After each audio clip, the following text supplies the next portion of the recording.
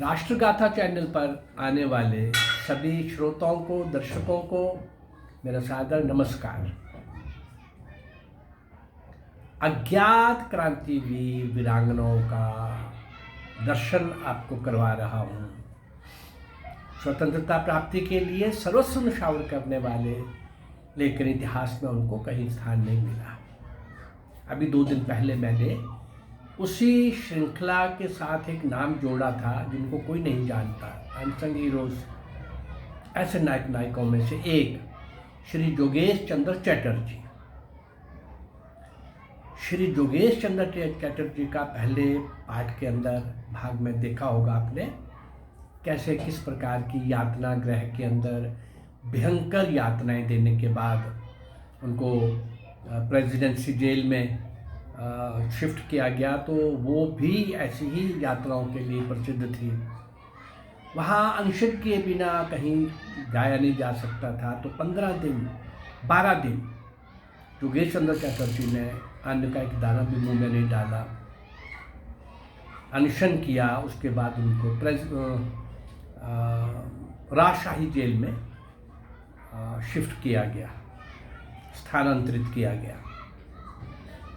राजशाही जेल में कुछ और भी क्रांतिकारी साथी थे, लेकिन वहाँ कुछ सुविधाएं भी थी, बैडमिंटन खेलने का, पुस्तकें पढ़ने का, अहाते में घूमने का। अभी इसके पहले तो भयंकर यातनाएं सहन कर रहे थे। अहाता तो बड़ी दूर की बात है, कोठरी भी उतनी ही होती थी कि आप बैठ सको और थोड़ा सा टांगे इकट्ठी करके लेट सको। अब ये सब चल रहा था, लेकिन यहाँ पर एक और क्रांतिकारी रसिक सरकार आए। इस राजशाही जेल में पहुंचे। हालांकि माहौल यहाँ का थोड़ा अच्छा भी था, लेकिन ये बहुत क्रुद्ध और बहुत आक्रोश में और बहुत जोश में, और अब उस प्रकार का इनका व्यवहार भी कुछ बाकी साथियों को एबनॉर्मल दिखने लगा था। थोड़ी सी बैकग्राउंड इनकी बता देते हैं। रसिक सरकार सचमुच में एक ऐसा खतरनाक कैदी था। उसने पुलिस को सूचना देने वाले कोमिल्ला जिला के हेडमास्टर को, शरद बोस को, दिन दहाड़े गोली से उड़ा दिया था। और मेमन सिंह में खुफिया विभाग के एक अधिकारी को भी दिन दहाड़े समाप्त कर दिया था। और वो राजशाही जेल में भी कुछ इस प्रकार का व्यवहार उनका बाकी लोगों से अलग रहा था। लेकिन उसकी एबनॉर्मल बिहेवियर के पीछे एक और भी था। वो क्या था कि एक परिवार की दृष्टि से, अपने परिवार की दृष्टि से वो एक मानसिक संताप में जी रहा था। परिवार की आर्थिक हालत बहुत खराब थी और कोई भी उनको देखने वाला नहीं था।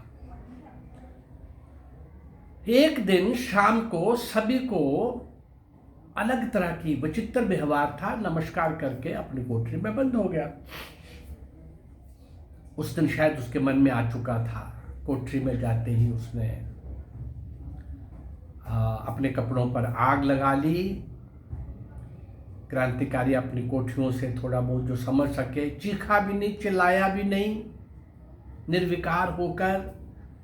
भाई वो अलग प्रकार का व्यक्ति था रसिक सरकार। लेकिन जेल बॉर्डर जो है वो चाबी लेके जब तक वो कोठरी उसकी खोलता रसिक सरकार की, तब तक रसिक सरकार बहुत जल चुका था और वहीं पर उसकी मृत्यु हो गई। वहीं पर उसकी मृत्यु हो गई। सभी क्रांतिकारी साथियों ने अपने साथी की दुखद मृत्यु पर मातम मनाया। कुछ दिन उनसे खाया पिया भी नहीं गया। दृश्य बहुत दर्दनाक था जब वो जेल आग लगी हुई थी और वो निर्विकार बैठा हुआ था। ऐसा होना संभव नहीं है, लेकिन दृश्य देखा था इन्होंने। हाँ, उस दिन के व्यवहार के परिवर्तन और बहुत बढ़िया ढंग से नमस्कार जा करके और अपनी कोठरी में बंद होने का लोग कुछ बात जोड़ने लगे। लेकिन वो तो अब तो एनालिसिस ही था, अब तो विश्लेषण ही था। पुलिस के व्यवहार में कुछ परिवर्तन आया कि भाई ये मानसिक संताप अगर के कारण बाकी लोग भी ऐसा करते रहे तो हम बदनाम हो जाएंगे, सरकार बदनाम हो जाएगी। वो सोचेंगे सरकार ने इन सबको बहुत ज़्यादा दंडित किया है, टॉर्चर किया है। तो उसके कारण से क्या होने लगा कि कॉलेज लाइब्रेरी से कुछ अच्छी पुस्तकें, उसका स्वाध्याय अध्ययन होने लगा, परिचर्चाएं, डिस्कशंस होने लगी, और वह जेल उनके लिए एक तरह का आवासीय विश्वविद्यालय बन गई। माहौल में परिवर्तन आया अरशद सरकार के इस बलिदान के बाद। योगेश चंद्र चटर्जी क्रांतिकारियों में सबसे छोटी आयु के थे और अभी तक वो विचाराधीन कैदी ही बनकर वहां रह रहे थे। 1 सितंबर 1920 को योगेश चंद्र चटर्जी को जेल से मुक्त कर दिया गया, छोटी आयु होने के कारण। जेल से मुक्ति के पश्चात योगेश चंद्र चटर्जी ने देखा कि कलकत्ता में एक कांग्रेस का अधिवेशन होने वाला है, वो देखने चले गए। योगेश चंद्र चटर्जी एक नागपुर का में भी कांग्रेस का अधिवेशन हो रहा था, वहां भी चले गए। इन दोनों अधिवेशनों में खास बात जो हुई वो कलकत्ता के सुप्रसिद्ध, पहले वो कांग्रेसी थे बाद में क्रांतिकारी हो गए, श्री चित्तरंजन दास के साथ संपर्क में आए योगेश चंद्र जी। हाँ, क्रांतिकारियों का अच्छा अनुभव हो चुका था योगेश चंद्र चटर्जी को। आयु भले ही छोटी थी, ये होने के कारण योगेश चंद्र चटर्जी को उत्तर भारत में क्रांतिकारी संगठन के काम के लिए बनारस भेजा गया। बनारस में एक क्रांतिकारी संगठन उनसे पहले भी काम कर रहा था, जिसका नेतृत्व सचिंद्र नाथ सान्याल कर रहे थे। सचिंद्र नाथ सान्याल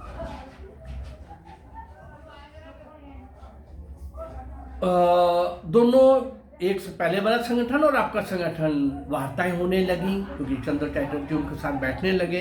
अंततोगत्वा दोनों संगठन मिल गए और एक नाम रखा गया हिंदुस्तान प्रजातंत्र संघ। बनारस में खुफिया पुलिस की नजरों से योगेश चंद्र चटर्जी बच नहीं सके, तो अब बस बनारस में रह करके क्रांतिकारी दल का विस्तार करना अब उनके लिए मुश्किल हो रहा था। तो अपने एक साथी राजेंद्र लाहिड़ी को वहां का काम सौंपकर योगेंद्र नाथ चटर्जी कानपुर में आ गए।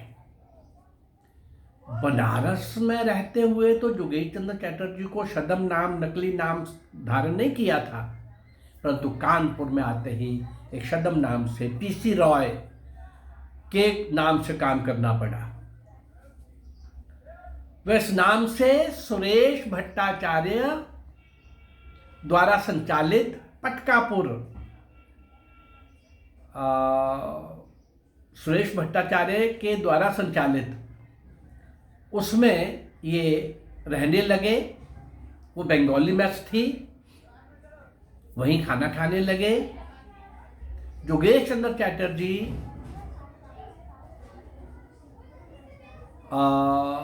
जब वहाँ ये सब कर रहे थे तो इस बीच में लाहौर से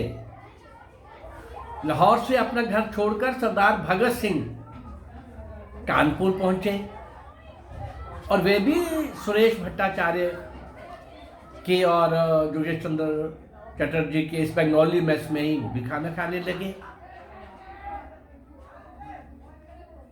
योगेश चंद्र चटर्जी सरदार भगत सिंह से बहुत प्रभावित हुए।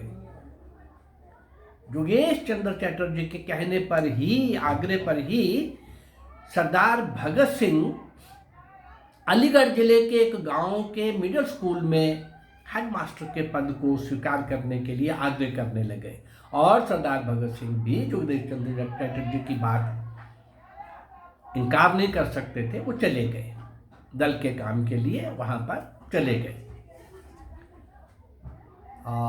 दल के काम के लिए ही योगेश चंद्र चटर्जी को मद्रास जाना पड़ा और मद्रास से उनको कलकत्ता की यात्रा करनी पड़ी।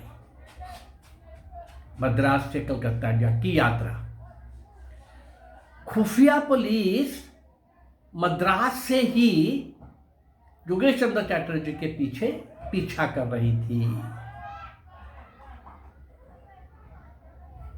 जब हावड़ा पुल पार करके योगेश चंद्र चटर्जी वह एक लोकल ट्राम पकड़ना चाह रहा था तो खुफिया पुलिस के 14 व्यक्तियों ने योगेश चंद्र चटर्जी को पकड़ लिया और वहीं पर खड़े करके तलाशी भी ली गई। वहां उसके बाद उसको थाने ले जाकर बंद कर दिया गया।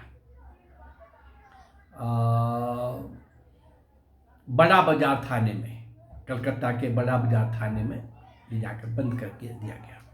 अंततः उसे भी कलकत्ता की प्रेसिडेंसी जेल में बंद कर दिया गया, जहां वह भी 4 दिन कैदी के रूप में पहले भी रहा हुआ था। खतरनाक कैदियों को एक साथ एक जेल में नहीं रखा जाता था। योगेश चंद्र चटर्जी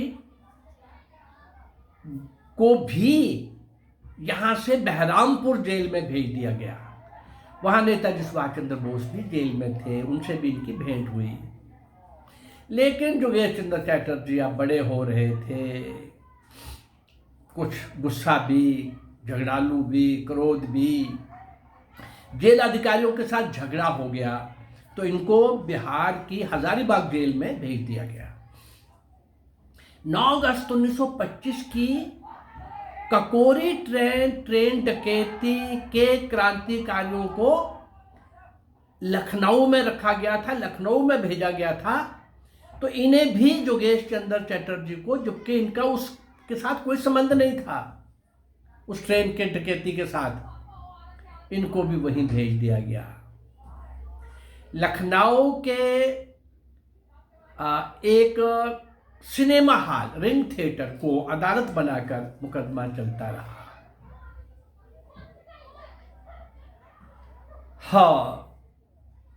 ये मुकदमा चलते चलते सरदार भगत सिंह एक दिन राजकुमार के वेश में पूरी कार्रवाई वहां देख के आए, क्या हो रहा है, अब कैसे मुकदमा चल रहा है।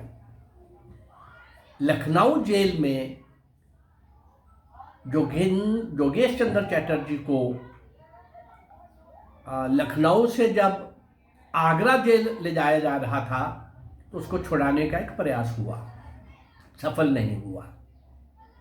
किनके द्वारा प्रयास हुआ? सरदार भगत सिंह और चंद्रशेखर आजाद के द्वारा। लेकिन एक प्रयास लखनऊ जेल में रहते हुए भी किया गया था। जो दल उन्हें छुड़ाने पहुंचा था उसमें बंगाल के प्रसिद्ध क्रांतिकारी सूर्य सेन, मास्टर दा, जो मास्टर सूर्य सेन के नाम से प्रसिद्ध थे। वहां बहुत क्रांतिकारी, जिनके मैं कई एपिसोड दे चुका हूं, बड़े क्रांतिकारी, वो भी सम्मिलित थे। क्या किया था? कुछ पहरेदारों को मिठाई खिलाई गई थी। कुछ पर तो उस मिठाई का प्रभाव हो गया, सो गए। कुछ लोग उस मिठाई को खाने के बाद भी उनको नींद नहीं आई।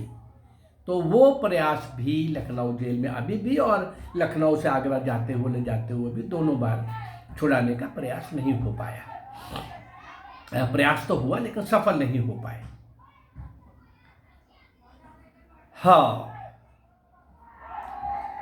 अब योजना वो भी सफल नहीं हुई थी, ये भी सफल नहीं हुई थी। इधर ककोरी केस का जब निर्णय सुनाया गया, ककोरी केस का जब निर्णय सुनाया गया तो श्री योगेश चंद्र चटर्जी को आजीवन काला पानी की सजा सुनाई गई। आजीवन काला पानी की सजा। ये आजादी का दीवाना, स्वतंत्रता सेनानी, महान क्रांतिकारी काला पानी, घोर नारकीय स्थान जिसकी कल्पना भी नहीं की जा सकती। सारी उम्र यात्राएं सहता सहता, छोटी आयु से सहते सहता ये व्यक्ति, ये महान क्रांतिकारी वहां काल कोठरी में हमेशा के लिए बंद कर दिया गया। श्री योगेश चंद्र चटर्जी, बीच में मैंने रसिक सरकार का किया, और भी कई क्रांतिकारियों के नाम आए हैं भाई। क्योंकि केंद्र मैंने योगेश चंद्र चटर्जी को ये एपिसोड 2 भागों में समर्पित किया है, लेकिन मैं जिस तरफ आपका ध्यान दिलाना चाहता हूं वो ये, ऐसे हजारों और लाखों वो जो बिना कारण से गोलियों से भून दिए गए निर्दोष असहाय लोग अंग्रेजों के द्वारा, फिरंगियों के द्वारा, उस क्रूर शासन के द्वारा, उन सब लोगों के कुर्बानी के बाद, बलिदान के बाद फांसी के तख्तों पर झूलने वाले, जेल के अंदर लंबी कठोर यात्राएं सहन करके दम तोड़ने वाले, और घोर नारकीय धरती का बहुत बड़ा भयंकर नर्क सेल्युलर जेल अंडमान की काला पानी की जेल, उसमें 90% लोग वही मर खप गए। ये सब प्रयास करने वाले लोग अपनी आजादी के लिए स्वतंत्रता रूपी यज्ञ में आहुत हो जाने वाले, और स्वतंत्रता की बेड़ियां, भारत मां की स्वतंत्रता की बेड़ियां काटने के लिए खुद कट जाने वाले, इनका इतिहास में कहीं नाम नहीं। और गांधी और नेहरू जिन्होंने एक लाठी नहीं खाई, उन्होंने आजादी लेके दी, ये बताया गया। कांग्रेस ने आजादी लेके दी, जिसको एक अंग्रेज ने बनाया अपनी सुरक्षा कवच के लिए। और शुरू में उस पार्टी में कौन लोग थे, और बाद में भी जो अच्छे देशभक्त थे आते ही एंटर करते, चूंकि एक मंच था, देखते थे कि ये तो भिखारियों का, चापलूसों का और अंग्रेजों के ही षड्यंत्रों को सफल करने का एक मात्र छोटा मोटा आंखों में धूल झोंकने वाला मंच है, प्लेटफॉर्म है, उस कांग्रेस ने आजादी लेके दी। मैं पहले भी आपसे एक प्रश्न करता हूं, आज भी कर रहा हूं। 190 वर्ष के स्वतंत्रता संग्राम के इतिहास में जो मैंने कालखंड लिया है 1757 से 1947 तक का, इस पूरे कालखंड में एक भी कांग्रेसी लीडर जिसको फांसी हुई हो, एक नाम बता देना भाई। एक भी कांग्रेसी लीडर जो अंग्रेजों की गोली से मरा हो, एक नाम ढूंढ के बता देना। एक भी कांग्रेसी लीडर जिसको काला पानी की सजा हुई हो, एक नाम ढूंढ के मुझे बता देना। एक नाम, एक नाम। और फिर कहा गया कि आजादी कांग्रेस ने लेके दी और नेहरू और गांधी ने लेके दी। गांधी एक टूल किट के रूप में नेहरू तक सत्ता पहुंचाने के लिए यूज करना था, और नेहरू अंग्रेजों का स्पॉन्सर था। ऐसे में कई तथ्यों के साथ ये विषय आपके साथ कई बार रख चुका हूं। आज मुझे इतना स्मरण कराना है कि इस चैनल के माध्यम से मैं 581 वीडियोस आप तक पहुंचा चुका हूं। 1500 से ज़्यादा क्रांतिकारी, हर एक क्रांतिकारी के बीच में 4, 5, 7, 10, 15 क्रांतिकारी भी साथ में होते हैं। मैं उनके नाम भी आपको देता हूं भाई। टीम वर्क होता था, कुछ भी एक तो नहीं होता, लेकिन जिनके जीवन का मुझे कुछ उपलब्ध हुआ, मटेरियल, सामग्री, उनको केंद्र बिंदु बना करके मैं कोशिश करता हूं ऐसे अज्ञात महान क्रांतिवीर वीरांगनाओं को। 100 से ऊपर तो मैं महिलाएं क्रांतिकारी आपके सामने ला चुका हूं। 100 से ऊपर तो देशभक्ति के गीत मैं आपके सामने ला चुका हूं। और बाकी शेष सब 98% वो क्रांतिकारी जिनको कोई नहीं जानता, और जितने टोटल हैं उनमें से 2% का नाम अगर कोई कहीं थोड़ा बहुत मामूली सा जानता भी होगा, परंतु उनके बारे में कुछ नहीं जानते। कितना बड़ा धोखा, कितना बड़ा पाप, कितनी बड़ी कृतघ्नता। और जो कौम अपने पूर्वजों को, पुरखों को, बलिदानियों को, कुर्बान होने वालों को, वीर और शौर्य और वीरता के नए नए पृष्ठ लिखने वाले, स्वर्ण पृष्ठ लिखने वाले, उस इतिहास को पढ़ाया जाना चाहिए था। जो भूल जाएंगे तो आने वाली कौम, आने वाले बच्चे हमें क्षमा नहीं करेंगे, हम अपने आप को क्षमा नहीं कर पाएंगे।